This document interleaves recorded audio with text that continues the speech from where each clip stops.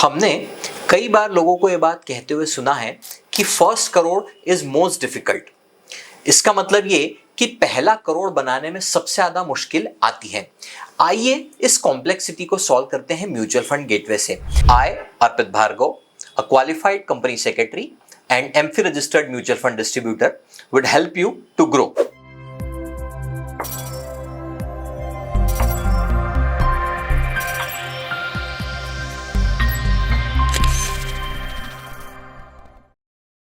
पहला करोड़ हम कितनी आसानी से बना सकते हैं उसके बारे में बात करते हैं।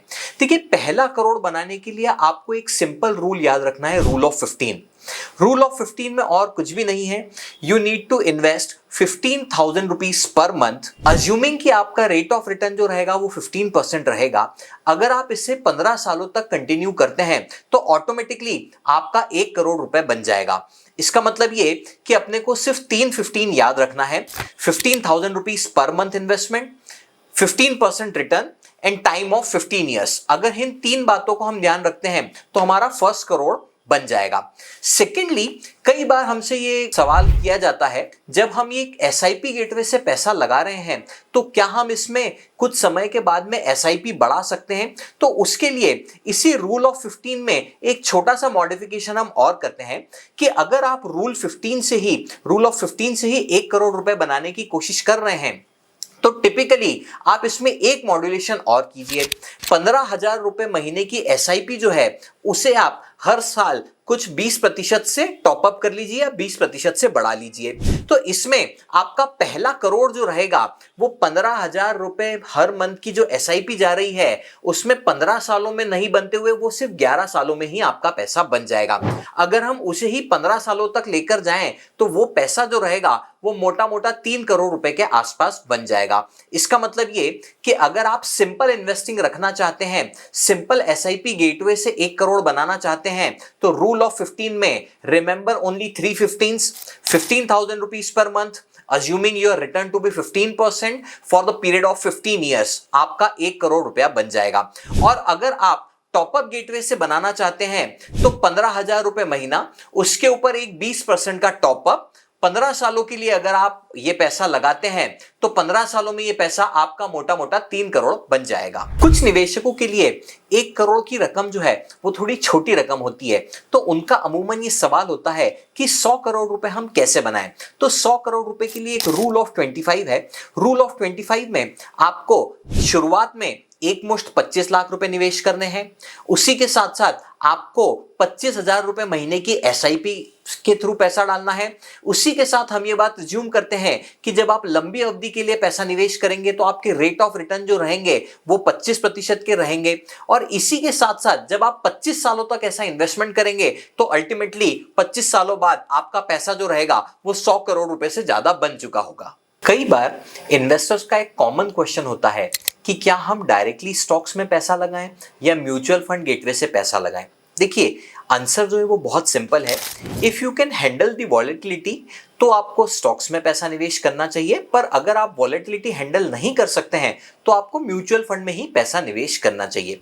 देखिए, कई बार कुछ निवेशकों के साथ में ऐसा होता है कि वो डायरेक्ट स्टॉक का पोर्टफोलियो बना लेते हैं, पर एक बार कोई मद्दी आती है, उस मद्दी में उनका पोर्टफोलियो जो होता है वो कई बार 30%, 40%, 50% या इनफैक्ट 60-70% तक भी डाउन हो जाता है, क्योंकि वहां पर वो अलोकेशन स्ट्रेटेजी या अलोकेशन के साथ साथ टाइमली रीबैलेंसिंग स्ट्रेटेजी जो होती है वो अडॉप्ट नहीं कर पाते हैं। इसकी वजह से उन पोर्टफोलियोज में ड्रॉडाउन रिस्क जो होता है वो बहुत ज्यादा हो जाता है। पर म्यूचुअल फंड में ऐसा नहीं होता।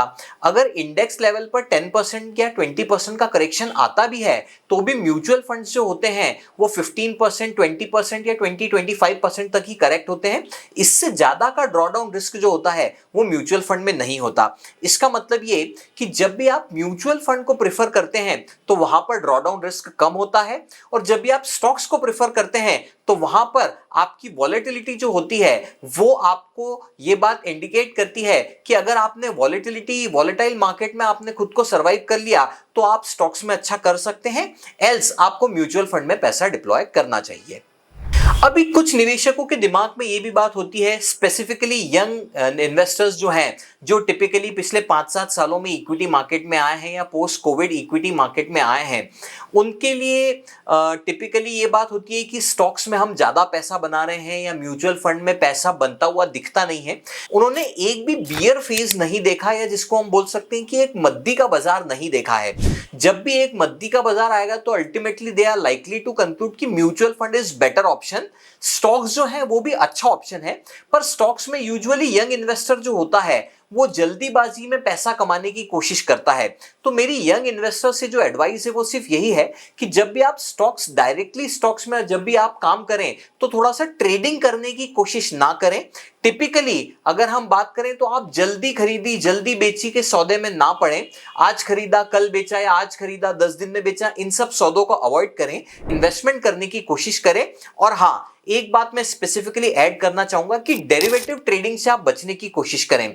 वहां पर फ्यूचर्स एंड ऑप्शंस में अगर आपको एक बार नुकसान होता है तो उस लॉस को रिकवर करने के लिए आप और अपनी पोजीशनाइजिंग 2x 3x या 5x करते हैं और उससे आपका नुकसान जो होता है वो और बढ़ जाता है। तो यंग इन्वेस्टर्स को मेरी एडवाइस जो है वो सिर्फ ये है कि एक तो डेरिवेटिव ट्रेडिंग अवॉइड करें, और दूसरा अगर आप डायरेक्ट स्टॉक्स में काम कर रहे हैं तो डायरेक्ट स्टॉक्स में भी ट्रेडिंग करने की कोशिश ना करें। इन्वेस्टमेंट करेंगे तो बेहतर नतीजे निकलेंगे। कुछ म्यूचुअल फंड इन्वेस्टर्स के मन में ऐसा डाउट होता है कि हम डायरेक्ट स्कीम्स के थ्रू पैसा निवेश करें या रेगुलर स्कीम्स के थ्रू पैसा निवेश करें। तो इसे सॉल्व करने की हम कोशिश करते हैं। देखिए, सबसे पहले अगर आप डायरेक्ट म्यूचुअल फंड स्कीम्स को अगर सिलेक्ट करते हैं तो वहां पर 3-4 चीजें आपको व्यक्तिगत तौर पर खुद करनी पड़ेंगी। पर अगर आप रेगुलर म्यूचुअल फंड स्कीम को सिलेक्ट करते हैं तो वहां पर जो भी आपके म्यूचुअल फंड डिस्ट्रीब्यूटर होंगे या जो भी आपके कंसल्टेंट या जो भी आपके एडवाइजर होंगे वो आपके बिहाफ पर करेंगे। तो टिपिकली अगर हम बात करें कि डायरेक्ट म्यूचुअल फंड स्कीम्स जो हैं वो किन इंडिविजुअल्स के लिए हैं, तो डायरेक्ट म्यूचुअल फंड स्कीम्स जो हैं वो टिपिकली फाइनेंस प्रोफेशनल्स या इन्वेस्टमेंट प्रोफेशनल्स जो होते हैं सिर्फ उन्हीं के लिए काम की हैं। अगर आप लेमैन इन्वेस्टर हैं और अगर आपको इन्वेस्टमेंट की बहुत ज्यादा समझ नहीं है तो इट इज बेटर कि आप रेगुलर म्यूचुअल फंड स्कीम के गेटवे से पैसा निवेश करें, जहां पर आपका एडवाइजर आपको टाइम टू टाइम गाइड करता जाए। देखिए, इससे पहले हम ये समझने की कोशिश करते हैं कि म्यूचुअल फंड में जब हम पैसा लगाते हैं तो हमारी प्रोसेस क्या होनी चाहिए। देखिए, सबसे पहले आपकी प्रोसेस जो होनी चाहिए वो ये होनी चाहिए कि आप अपनी रिस्क प्रोफाइलिंग करें कि आपकी रिस्क प्रोफाइल जो है वो आपकी एग्रेसिव रिस्क प्रोफाइल है या मॉडरेट रिस्क प्रोफाइल है या कंजर्वेटिव रिस्क प्रोफाइल है, कितना रिस्क आप अफोर्ड कर सकते हैं। सेकेंडली, जितना भी रिस्क आप अफोर्ड कर सकते हैं उसके बेसिस पर आप अपना म्यूचुअल फंड कैटेगरी सिलेक्ट कीजिए कि आपको लार्ज कैप में पैसा निवेश करना है, मिड कैप में करना है या स्मॉल कैप में करना है या सेक्टोरल म्यूचुअल फंड स्कीम में पैसा निवेश करना है। जब आप अपनी रिस्क प्रोफाइलिंग कर लेते हैं उसके बाद में अपने लाइफ के फाइनेंशियल गोल्स की आप उसमें प्लॉटिंग कर सकते हैं। तो टिपिकली अगर आपको ऐसा लगता है कि अगर आप ये सब काम खुद कर सकते हैं और इसी के साथ साथ वॉलेटिलिटी आप हैंडल कर सकते हैं तो आप डायरेक्ट म्यूचुअल फंड स्कीम में पैसा निवेश कीजिए। और अगर आपको मन में थोड़ा सा भी डाउट है कि रिस्क प्रोफाइलिंग में टाइम वाइज चैलेंज क्या आते हैं, सब्सिक्वेंटली क्या क्या चैलेंजेस रहेंगे प्रोफाइलिंग में, या फिर किसी पॉइंट ऑफ टाइम पे अगर हमें रिडम्पशन लेना है या फिर पार्शियल कंपोनेंट कम करना है या रीबैलेंसिंग करना है, इसका जवाब अगर आपके पास में नहीं है तो इट इज बेटर कि आप किसी एडवाइजर के थ्रू या किसी म्यूचुअल फंड डिस्ट्रीब्यूटर के थ्रू पैसा निवेश कीजिए। उससे आपको इस बात की सहूलियत हो जाती है या ये सिंप्लीफिकेशन हो जाता है कि टिपिकली आप जो पैसा निवेश कर रहे हैं उसमें आपकी रिस्क प्रोफाइलिंग भी हो रही है, टाइमली किस असेट क्लास पर या किस कैटेगरी में या किस म्यूचुअल फंड स्कीम में आपको अपना अलोकेशन बढ़ाना है, किस पॉइंट ऑफ टाइम पर अलोकेशन कम करना है, या फिर वॉलेटिलिटी में अगर आपको हैंड होल्डिंग की आवश्यकता है तो वो कैसे होगी। इन सभी सवालों का जवाब जो रहेगा वो एक म्यूचुअल फंड डिस्ट्रीब्यूटर या एक एडवाइजर के पास में रहेगा। अगर आपको ऐसा लगता है कि आप ये काम खुद कर सकते हैं तो ही आप डायरेक्ट म्यूचुअल फंड स्कीम में पैसा निवेश करने की कोशिश कीजिए, एल्स आपके लिए रेगुलर म्यूचुअल फंड स्कीम जो है वही बेहतर है। अगर हम रिटर्न्स पर्सपेक्टिव से बात करें तो 0.5% से लेकर 1% तक का डिफरेंस जो होता है वो एक एनुअल नंबर में डिफरेंस आता है। अगर आप डायरेक्ट म्यूचुअल फंड स्कीम में पैसा निवेश करते हैं तो आपका रिटर्न जो रहता है वो कंपैरेटिवली 0.5% या 1% से बढ़ जाता है। अगर आप रेगुलर म्यूचुअल फंड स्कीम में पैसा निवेश करते हैं तो आपका नंबर जो रहता है वो 0.5% से लेकर 1% तक कम हो जाता है। वो टिपिकली आपका म्यूचुअल फंड डिस्ट्रीब्यूटर या जो आपका एडवाइजर है उनका commission, along with there have been multiple cost associated with this mutual fund. So typically अगर आप सिंपलर टर्म्स में मुझसे पूछेंगे कि हम डायरेक्ट म्यूचुअल फंड स्कीम में पैसा निवेश करें या रेगुलर म्यूचुअल फंड स्कीम में पैसा निवेश करें, देखिए अगर आप अपनी रिस्क प्रोफाइलिंग खुद कर सकते हैं, अगर आप फंड सिलेक्शन खुद कर सकते हैं, अगर आप कैटेगरी सिलेक्शन खुद कर सकते हैं, अगर आप ये बात खुद तय कर सकते हैं कि किस समय पर किस फंड में या किस कैटेगरी में पैसा बढ़ाना है या किस समय पर कैटेगरी में पैसा कम करना है, तो आपको डायरेक्ट स्कीम म्यूचुअल फंड की निवेश करना चाहिए। और अगर आप चाहते हैं कि ये आप खुद नहीं कर सकते हैं तो it is always a better option कि आप किसी सलाहकार या किसी एडवाइजर के थ्रू पैसा निवेश कीजिए। पिछले कुछ समय से मैं ये बात देख रहा हूं कि कुछ इमैच्योर इन्फ्लुएंसर्स सोशल प्लेटफॉर्म पर अलग अलग तरीके के कमेंट्स देते हैं, जैसे म्यूचुअल फंड फ्रॉड है या म्यूचुअल फंड में पैसा नहीं बनता। तो आइए इसको क्रैक करने की कोशिश करते हैं, क्या वाकई म्यूचुअल फंड फ्रॉड है या फिर क्या वाकई म्यूचुअल फंड में पैसा नहीं बनता। देखिए अगर हमें इस बात को सॉल्व करना है तो फर्स्ट ऑफ ऑल हमें ये बात समझनी होगी कि म्यूचुअल फंड का मार्केट जो है वो रेगुलेट होता है securities and exchange board of India से, और securities and exchange board of India जो है वो across the globe one of the finest regulator है।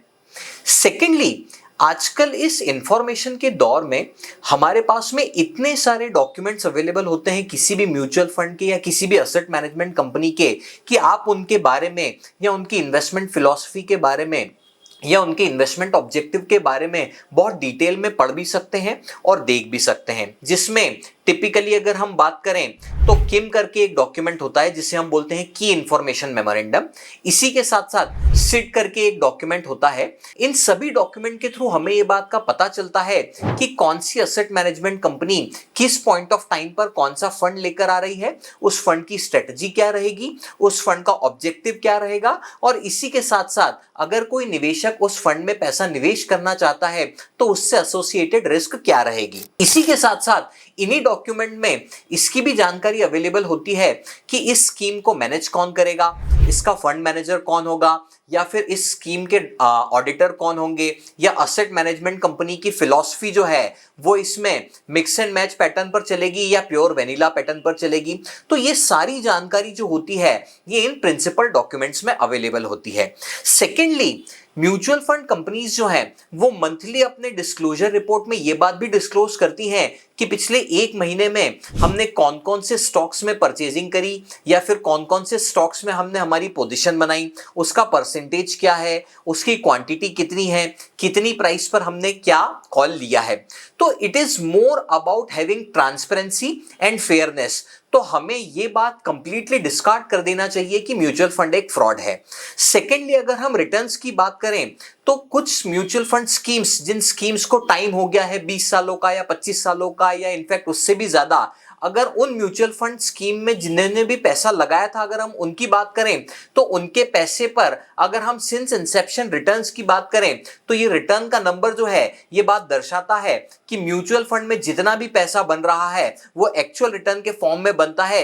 जिस भी पॉइंट ऑफ टाइम पे आप वो पैसा निकालना चाहें उस पॉइंट ऑफ टाइम पर वो पैसा निकाल सकते हैं। इन्फ्लुएंसर्स की अगर हम बात करें तो अमेच्योर इन्फ्लुएंसर्स जो हैं वो कंट्रोवर्शियल रिमार्क सिर्फ इसलिए भी देते हैं क्योंकि उनका ऑब्जेक्टिव आपको एक्यूरेट इंफॉर्मेशन देना या फिर आपको इतना एफिशिएंट बनाने का नहीं है जिससे आप इन्फॉर्म डिसीजन ले सकें।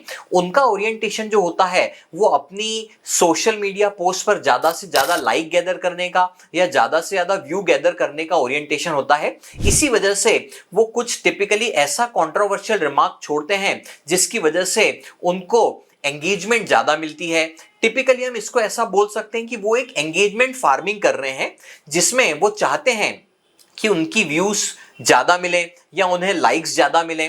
तो टिपिकली वो जो काम कर रहे हैं वो एक एंगेजमेंट फार्मिंग का काम कर रहे हैं। अभी रिसेंटली ही मैं एक इन्फ्लुएंसर को सुन रहा था, वो इन्फ्लुएंसर ये बात बोल रहे थे कि आप घर मत लीजिए या आप किराए पर रहिए, तो टिपिकली इट इज समथिंग कि जहां पर वो ये बात बोलते हैं कि आप अपना घर मत लीजिए, उस पैसे को आप निवेश कर दीजिए एसआईपी के थ्रू या म्यूचुअल फंड गेटवे के थ्रू।